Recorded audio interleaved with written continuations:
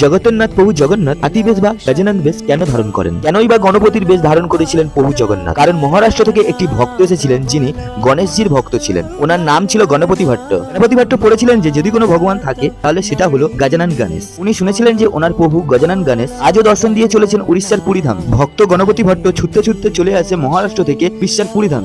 শ্রীমন্দিরে ভগবানকে দর্শন করার জন্য গিয়ে দেখে এ কেমন গজানন গণপতি, এনার তো শুঁড়ি নেই, এনার তো বড় বড় কান নেই, ইনি আমার গজানন গণেশ কখনোই হতে পারে না। তখনই ভক্ত গণপতি ভট্ট উড়িষ্যা ধাম ছেড়ে চলে যাচ্ছিলেন। হঠাৎ করেই জগন্নাথ দেব আসেন আর গণপতি ভট্টের স্বপ্নেতে বলেন, আবারও তুমি মন্দিরে এসো। তুমি যখন মন্দিরে প্রবেশ করেছিলে তখন তো অন্ধকার ছিল, সেই জন্য হয়তো ভালো করে দেখতে পাওনি আমাকে। আবারও তুমি এসো, এইবার ভালো করে দর্শন করবে। গণপতি ভট্ট আবারও দর্শন করতে এসেছিল। এইবার যখন দর্শন করতে এসেছিল ওই দিন স্নান যাত্রা ছিল। গণপতি ভট্ট প্রভুকে দর্শন করতে আসে। এইবার যখন প্রভুকে দর্শন করেন উনি দেখেন প্রভু শ্রী জগন্নাথ দেবের সুর রয়েছেন এবং হাতি বেশ ধারণ করেছেন। So the first day lord Jagannath words after he becomes a birthday boy, he becomes Ganesh.